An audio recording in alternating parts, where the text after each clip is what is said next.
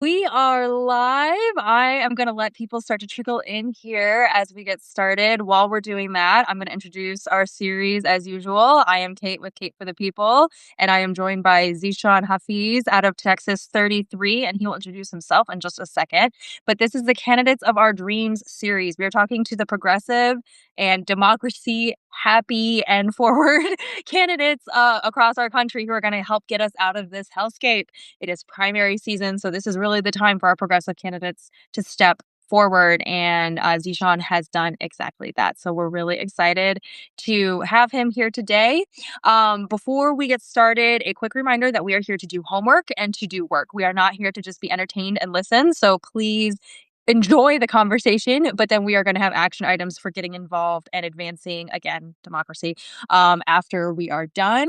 And then also a reminder that this is not meant to be a combative purity test. I will go through issues, and obviously I stand in different places on those issues, but there's a lot of nuance and complexity to pretty much any platform point, and there's room for disagreement. I've had candidates where we are we don't agree on a particular point, but we agree on maybe the greater point, which is usually, again, pro-democracy, better economic equality, like all that kind of thing. And so that's what we're trying to rally around. With that intro and all those disclaimers aside, Zeeshan, why don't you introduce yourself to the people here today? First off, Kate, I want to thank you for having me on your program and creating this space for our community and actually creating something to have candidates for our dreams. I think, unfortunately, we live in a world today where we don't often get a good choice. A lot of times we're left with the lesser of two evils, even on the Democratic side.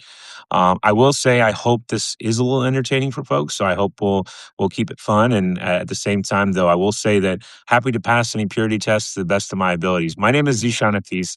I'm running for Congress in District 33. It is a hotly contested primary with two establishment Democrats who are mostly centrists and toe the line of normal pro APAC. They've received a combined $700,000 from the APAC and pro Israel lobby, whereas I'm running a campaign where we don't take any money from APAC or any other corporate PAC for that matter. We're running a boldly progressive agenda, a boldly progressive platform, because my district is a plus 32 Democratic district after the gerrymandering. We took all the Democrats from all the surrounding districts and we got them all here, thanks to the Supreme Court and Samuel Alito. So this is a very low turnout seat as well. This is something that's worth mentioning to your viewers. In 2012, this was 19,000 total votes. In 2014, it was 18,000 total votes. 18,000 total votes.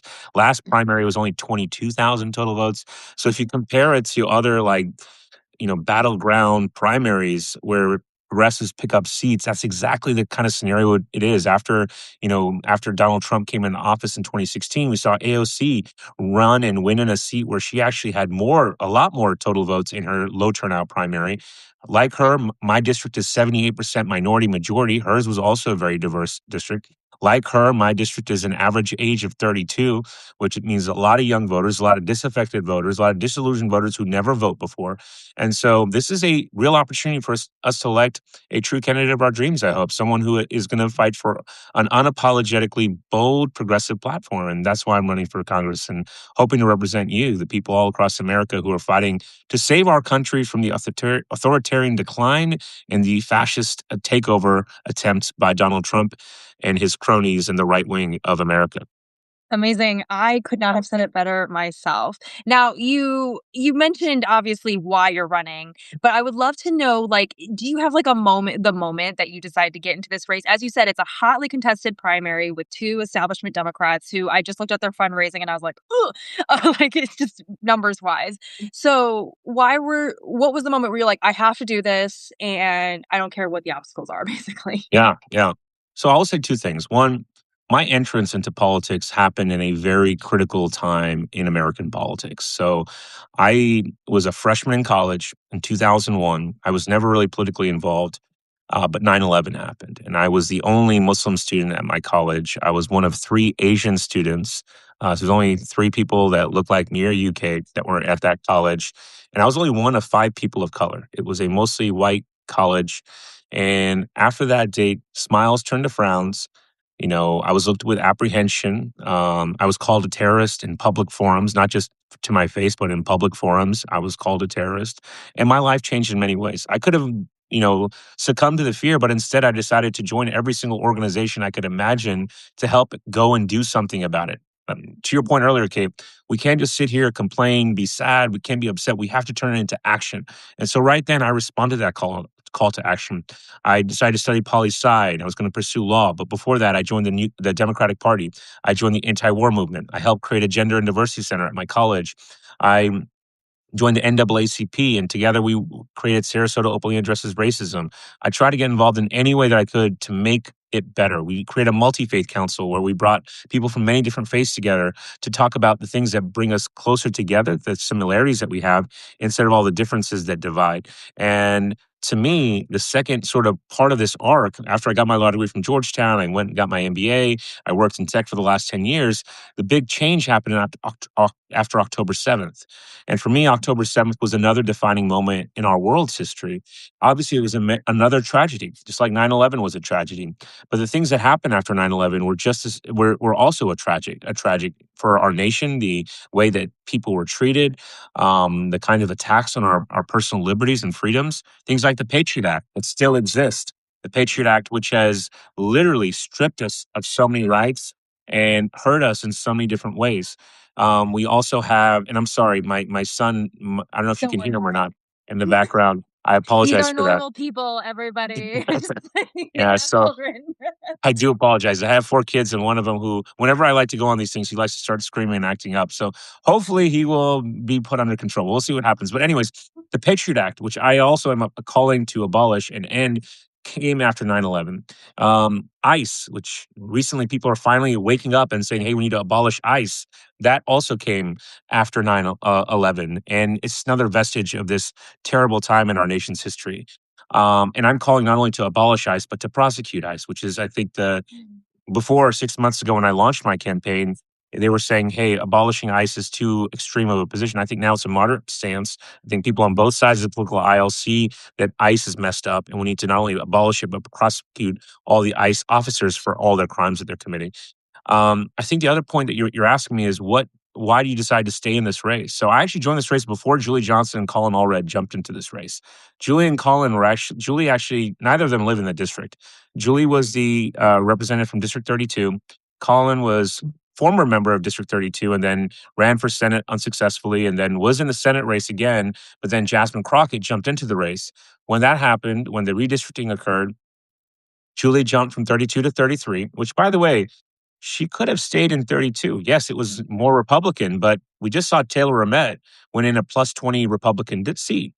Personally, I think Julie should have stayed and fought in 32 because if Taylor can win in a plus 20 district, her district was even plus 20. She could have actually, with all of her resources and capabilities, she could have ran a real fight and maybe won 32. But she thought she would get something easy. And I was the only candidate at that time because Mark Vesey had retired. I originally was running because after October 7th, Mark Vesey was my congressman, and he refused to talk about Gaza. He refused to call Gaza's genocide something wrong. He said Gaza was good for the economy. So I thought this was unacceptable. And that's why I was running against him.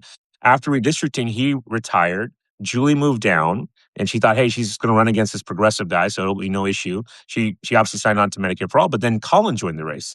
And now it's become very interesting. And the reason why I stayed on, even though they had millions and millions of dollars, we've actually raised more money than what AOC raised in her initial race against Joe Crowley. Joe Crowley was one of the most powerful congressmen at the time. He was like the number 2 or number 3 congressperson. He was going to be the next Speaker of the House.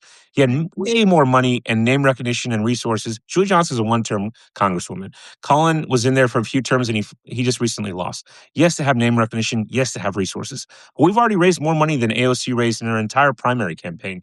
And we're dedicating it all to running a people-powered, grassroots-first organization. So we're doing what we can, and we want to fight to give people a progressive opportunity. Julie and Colin are running a race like they're already still in a moderate position. They're moderating their stances. I'm running a boldly progressive agenda that's going to be really pushing it as much as possible, pushing a bold progressive agenda to fight for working families. And that's why I'm in this race still. Amazing. Okay. Well, first of all, I'm really excited because, as some people know, I'm an independent and I think of myself as a very progressive, left leaning independent. But I think I may have met someone who's going to push me in those boundaries, which I enjoy. So Love it. let's get started into the candidates of our dreams checklist. So, for those who are new to this series, the checklist is a list of 9 policy issues. And in those policy issues, I get the candidates to talk about their stances. Some of them agree, some of them disagree. Generally, most of the people I'm talking to agree pretty hard. But Zeeshan, I'm really excited to get your takes on these. So, number one takes $0 in corporate campaign money. So, Kate, first off, let me just applaud you for having these 9 policy points and forcing everyone to talk about these Mhm. because I'm sick and tired of people not talking about the policies and the issues that matter to the American people. One thing I'll just say is if you go to Julie's website or Colin's website, both people tying into your question who have received tons of money from APAC, pro Israel lobby, corporate PACs, they don't have a single policy on their website, whereas my website has not only all my policies, but where they stand on the issues. First off, yes, absolutely. We need to and Citizens United, I will not take a penny from corporate PACs or any PAC, APAC, etc. We need to get corporate money, the billionaires, the oligarchs out of our politics and back in the hands of the people that matter, the American people. Yeah, incredible. All right, I think that's all there is to say about that. Number two, term limits themselves and advances term limit legislation. I think that we need to. I mean, we have not only term limits for Congress people, but term limits for anyone. I mean, the Supreme Court right now, we can see what's happened with the Supreme Court.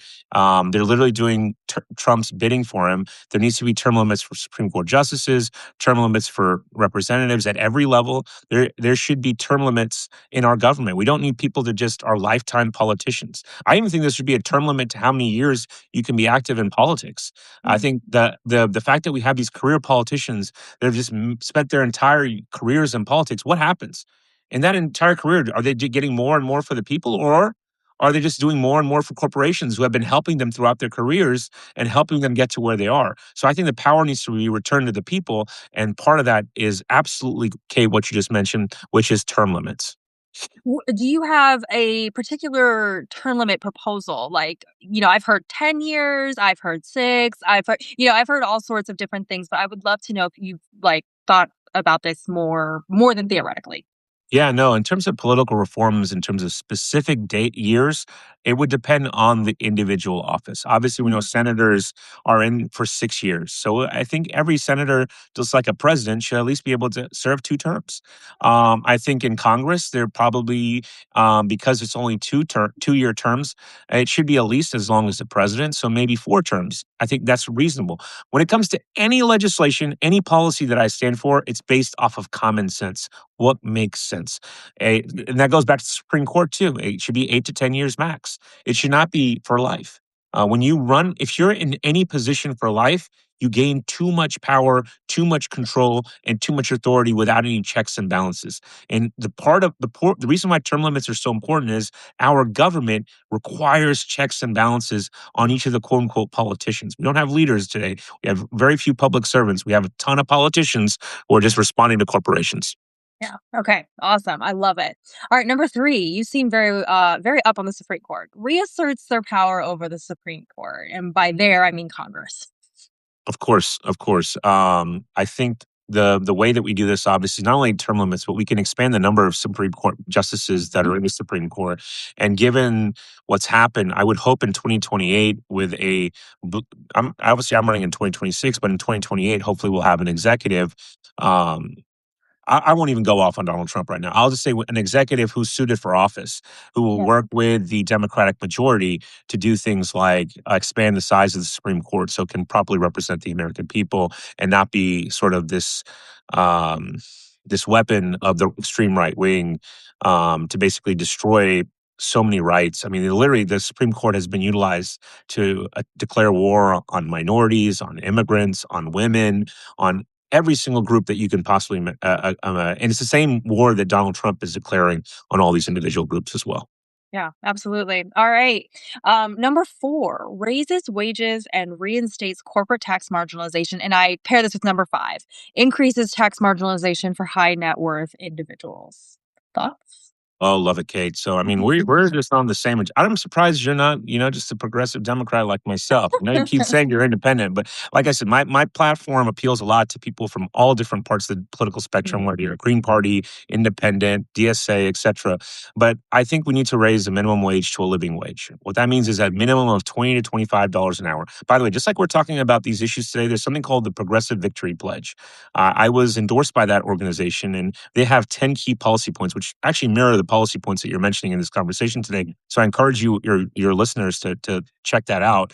But when it comes to the minimum wage, it needs to be a living wage. The minimum wage hasn't been raised in 17 years. 17 years, and people are struggling in an affordability crisis. It's got to be at least $20 to $25. It needs to be adjusted for cost of living. It needs to be adjusted for inflation. And I think there needs to be real guidelines when it comes to the living wage, and it needs to be a persistent minimum wage. It continues to be automatically increased every year based off of inflation. Thank you. Um, That was gonna follow up with that, if you thought it needed to have that automatic, reevaluation based on inflation, COL, and all that. That's brilliant. Well, the thing is, Kate, what's the point of us passing the minimum wage increase if it's not going to keep up? And the fact of the matter is, it's going to be impossible to improve it again. Why has it taken us 17 years? And people cannot afford to live a life of this. Another part of this, which is, I think, it's worth mentioning about the taxes that are going to, that I think are very, very important. There's a few things around taxation that I think is very important. One, when it comes to the Social Security benefits. Not only am I in favor of increasing minimum wage, but I'm also in favor of increasing Social Security by a minimum of $200 a month. The way you do that is you raise the cap on Social Security taxes. Right now, once you're above, I think, 150, you stop paying Social Security taxes. So that only affects Wall Street millionaires and billionaires who have so much money and resources.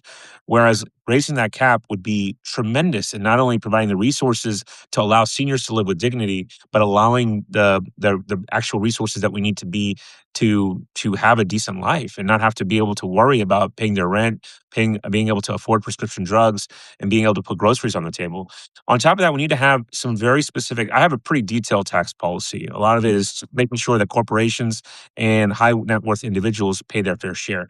Part of that is something that Bernie Sanders has proposed, which is micro taxes on microtransactions on Wall Street speculation. As you know, there's a lot of calls and puts. Basically they're guessing that if a company's going to go up or down, and they make they're gambling, and they're making billions of dollars on it. I think they will say it's not gambling because they have insider information that tells them which way the stock's going to go, and they're able to make billions of dollars off this. But my point is, millions of these little microtransactions are occurring every day, and even a small tax on that would mean so much revenue that we could pay for a Green New Deal.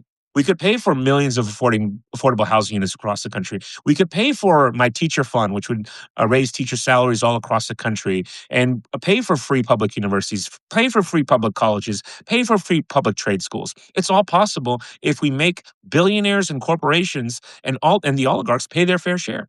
But right now, because they own not only the people in power, the Republicans and Donald Trump, but they also own the Democratic establishment, the Julie Johnsons and the Colin Allreds of the world. They're owned by these corporations and these individuals, and therefore they're not doing the things to fight for the working families and the hardworking families across the country. So I think that all needs to change as well.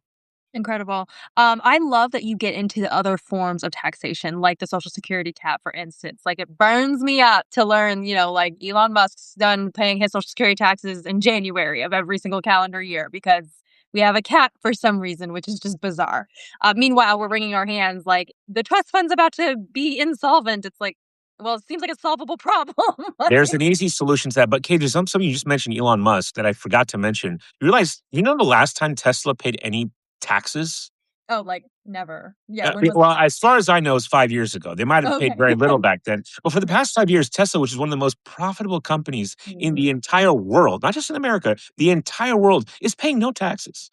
How does that make any sense? So you can't pay for all these great things like education and housing and healthcare, universal healthcare, Medicare for all. You can't pay for this because we don't have money. Well, guess what? If we made these corporations, the billionaires and the Wall Street people, if we made them pay their fair share, we could afford Social Security for everyone. We could afford all these great benefits for our American people. But for whatever reason, we don't have elected officials with a spine. We just have politicians that are just going to respond to them and do whatever their corporate overlords tell them to do, unfortunately. I love that you call them corporate overlords too. That is my name for them. Oh, really? Okay, number 6 goes along with this, bans stock buybacks. Of I course, of course. I think this is a multi-pronged question, and you can tell me if I'm going in the wrong direction with this. But one, I think that corporations, specifically their executives, tend to have major windfalls off of stock buybacks, and I think there's a couple of ways that we fix this. I am one of the most pro-labor candidates you will find across the country. I have an entire section of my website on labor and workers' rights. One of the bold, not only do I support the PRO Act and ending right to work laws, but I also support, very bold agendas to change the life of the working class in America. One of those policies is to decrease the work week from 40 hours a week to 30 hours a week while keeping your pay the same, meaning that your salary, your hourly wage will increase so that you get paid the same at 30 hours. If you end up working 40 hours, you'll make overtime and you'll make even more than what you're making today. That deals with AI, the fact that we have all these productivity gains, et cetera, et cetera.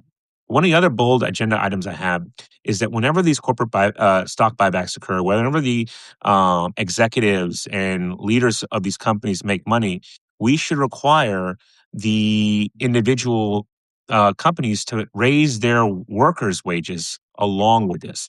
So whenever these major amounts of money come back into these companies because of these great things that happen for those companies, everyone should benefit. The workers are the ones that got you there, after all. It's not the CEO and the key executives. Sure, they had an influence, but it's the hardworking workers that are they're making these companies where they are today, and so they should benefit every single time someone's wages increase as well. So wages need to go up with any sort of buybacks or any sort of corporate, whether it's the executives or anyone else, getting major windfalls from these stock buybacks. I love that you said that. So, like, I'm always like, "Ban them!" But I'm all for, like, "Oh, okay, you have all this money over here to do that. That's fine." Like, so here's what you can do with it. You can have your stock buy it's like a dessert. You can have dessert after you eat your vegetables. Your vegetables Distribute being wealth. Yes. pay your people. Yes. Yeah, no, I love that, and I'm totally fine. Again, these are conceptual policy points, and we can skin these cats many different ways, so I Of love course. your thinking. Okay, number 7, invest in a robust, nimble, and strategic administrative state. Yeah, I think first off, the last year has seen the destruction of the administrative state. I think it was a very specific policy of Project 2025 to remove career diplomats, career administrators, career bureaucrats that were dedicated to the administrative state. And we have seen how this has affected the quality of many administrations across our government. I think this is a very serious subject. And this is not even where it needs to be. Obviously, they're replacing these career administrators with political appointees who do not have the same skills, the same experience to make sure that these different organizations are running at the level that they should be running. I think we should ban all these sort of political appointments. We should not allow this to happen ever again. We already know what Donald Trump has done. But there's a way to obviously fix this. And he's also forced out a lot of career diplomats, career administrators, and it's led to a major decrease. But we can protect this from ever happening again in the future by creating bans through legislation. And then requirements on certain levels, especially if you're going to be, I mean, some of the directors and leaders of these different orgs have absolutely zero qualifications. Zero. I mean, look at the director of the FBI. I mean, come on. This guy's a joke. I mean, like, you should have at least some law enforcement credentials to be able to run these He had a agencies. podcast, it's fine. Wow. Yeah, yeah. Right, right. You think you'd at least get someone who had some law. So we need to make sure that people are not being put in positions without any credentials. And Hegseth was what? He was coming from Fox News or something like that. That was his background. I mean, it doesn't make any sense. It goes all the way to the top. Obviously, I know that some of these are political appointees, but it's all the people that these people cleaned house within their administrations, and they only brought people that agreed with them. And so it's not a surprise that they completely turned things out in a very bad way. So the only way to fix this is for Congress to pass legislation that sets up, guardrails and policies to protect administrators and protect people that are not politicians. Incredible. Love it. As a public administrator, yeah, by training, I thank you for your veneration of the profession. Number Well, I mean, 8 you spent your life doing this, and you've learned skills. You studied it. I'm sure you have a degree in it. I'm sure in some way, and so you should be the one that should be doing this. You shouldn't be forced out for political reasons or political gain to change the makeup of our government. It's just wrong. yes, agreed. Number 8 advances universal healthcare and education. So I think I mentioned this earlier, but I'll just Yeah. do a quick high level summary again. Universal health care, because healthcare is a right, not a privilege, and it's achieved through Medicare for all. Number two, free public education, meaning free quality public education. Yes. I had to explain this to Dallas Morning News. They were so shocked that I said this. They're like, oh, this doesn't make any sense. You can't do that. Well, you can do that. First off, you can increase teacher pay. You can create a national fund to increase teacher pay that's then distributed to the states and local governments that's set aside specifically only to increase salaries for teachers. There's no reason why we shouldn't be. I was told by the Dallas Morning News that's impossible. It's preposterous. Well, we have done that with many different funds in the past. We distribute funds at the national level for local things all the time. There used to be a Department of Education that did these things. Anyways, that's number one. I'm very passionate about this because I am disturbed. I'm disturbed by the way we are mistreating our teachers in this country right now. Yeah. Our future depends on them. And the teachers that I talk to are struggling just like everyone else, but they are struggling at a next level. They are barely making ends meet with their pay. They're being forced to be a part of the gig economy, whether it's Yep. driving Uber, driving Lyft, or doing something else. And I really feel for the single mothers that are out there. They're trying to do all of this and take care of their kids and pay for groceries and pay for rent in one of the most expensive times in our nation's history. And the fact is, a lot of teachers are leaving the education profession. A lot of the best teachers, a lot of them are going to private schools, and our public schools are not going to keep up. So that's why I strongly believe in a very robust teacher salary fund that will help improve K through 12 education. And on top of that, it will make sure that we are providing the resources to make sure that our kids are set up for success. I think it's obscene that right now an ICE agent will get a $50,000 signing bonus, that they will start out with a six-figure salary. They will have no background check. There was literally a journalist that went and did a 5-minute interview. She skipped the background check, and she literally took drugs before the drug test just to see what would happen. She passed the drug test. She passed the background check, which she didn't even do. She got the job in 3 days. That's the level of scrutiny that they're doing for these ICE agents, and then giving them $50,000 signing bonuses and six-figure salaries to go terrorize communities of color. Meanwhile, our teachers are lucky to get a $1,000 signing bonus, and they're lucky to make $50,000 a year when they start out. Where are our priorities as a nation? So aside from that, obviously European style free public education from community colleges, trade schools, and public universities. I think that's very important. Fantastic, and we're gonna tax Elon Musk to do it. Number 9 Why not? eh Yeah. yeah, exactly. Number 9, last but not least, commits to multilateral, non-interventionist foreign policy. This is a very, very important issue for me, as you probably could guess from our Yep, opening conversation. It's yep, one of the reasons why I entered this race. It's one of the reasons I stayed in this race. yeah, This is a big issue of differentiation between me and my opponents, especially the way that we responded to the recent military intervention that's been happening. right, Our president, has attacked 9 countries in the last year. That is 9 illegal invasions, 9 illegal missile attacks, 9 illegal attempts without any congressional approval, without any oversight, without any clear and present danger to the United States. So he did it illegally. He should be impeached for all 9 of those offenses. Unfortunately, we don't have Congress people who have a spine to do it. Julie Johnson hasn't done anything there. I am completely against any military intervention. I am a pro peace candidate. I am a candidate who is especially against the genocide that is happening in Gaza. I think we need to call it a genocide, and we need to let people know what it is. It's a genocide that's happening there.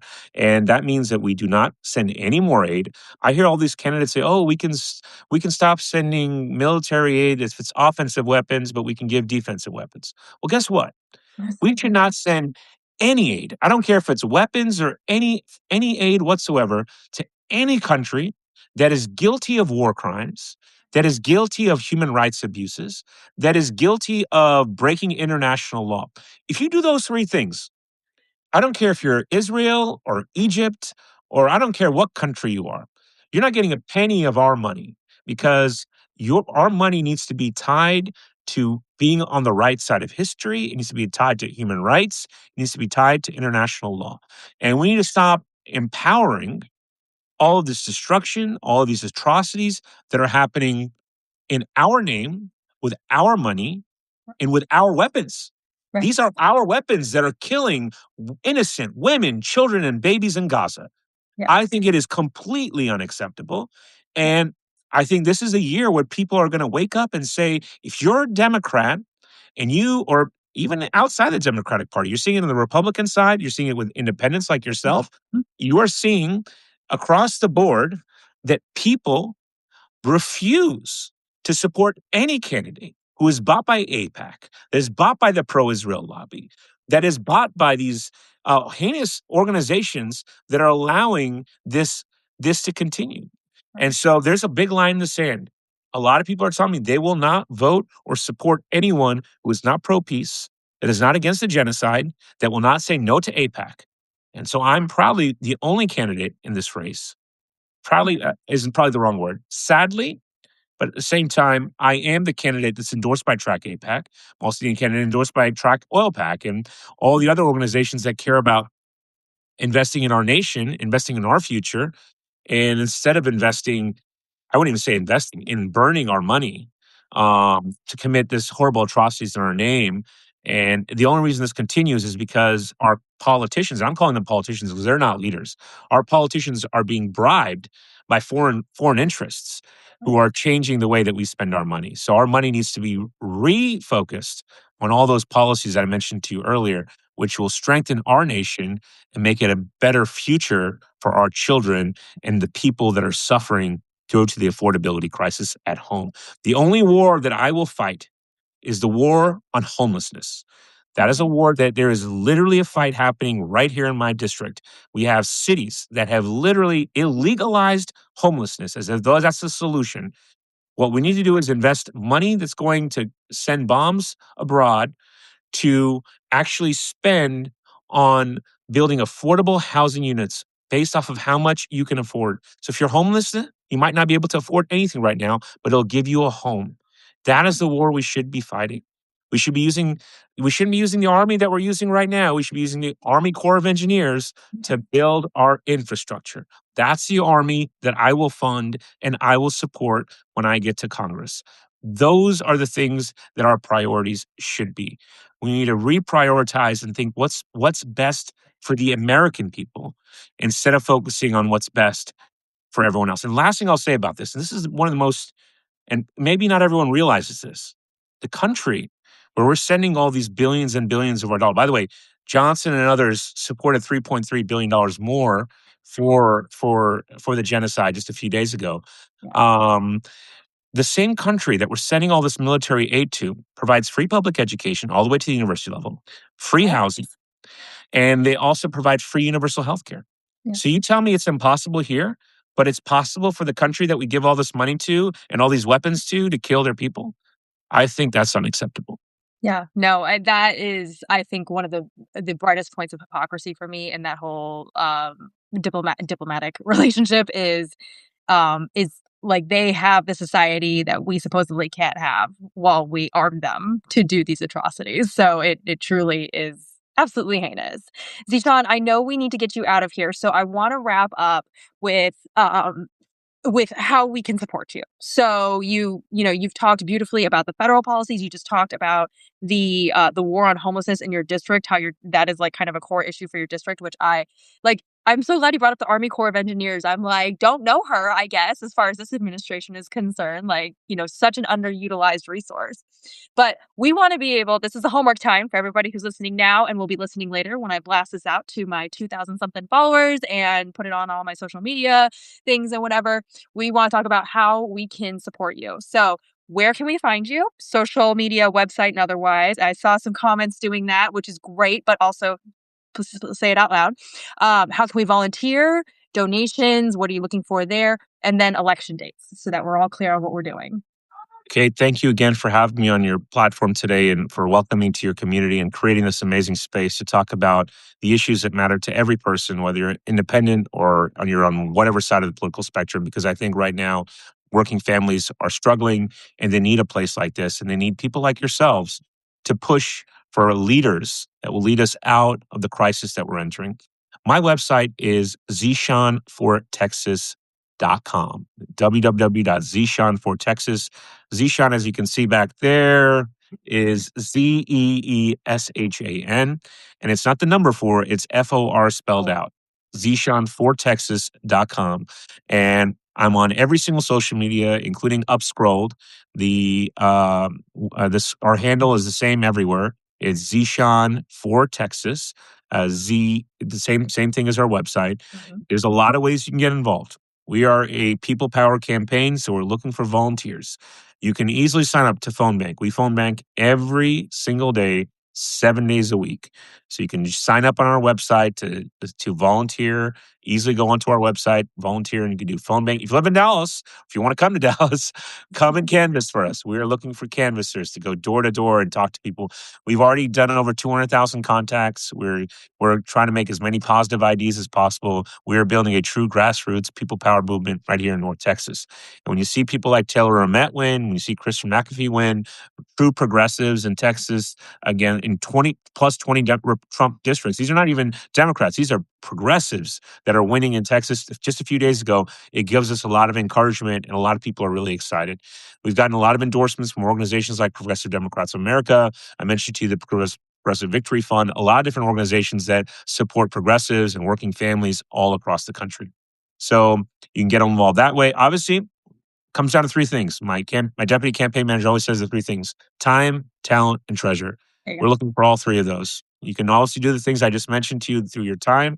If you have a talent, so someone messaged us on Instagram the other day. They saw us on, I think, the Progressive podcast that we were on yesterday, and they're like, "Hey, I'd like to make cartoons for you and sketch." They were apparently a cartoonist, and I'm like, that's awesome. No one's ever reached out to me with that talent, but that's amazing. Let's create some cartoons and put them on our social media. So any talent you have, it could be any kind of talent. We'd love your talent. And if you don't have time, you don't have talent, we'd love your treasure. So make a small contribution. It could be $3. I have people that have given me $1. That's great. It just helps us. If you can make a bigger donation, whether it's $33 or $333 or $3,000, whatever you can contribute, help us. And the last thing I'll say is the easiest thing you can do. I always like to leave with the easiest thing.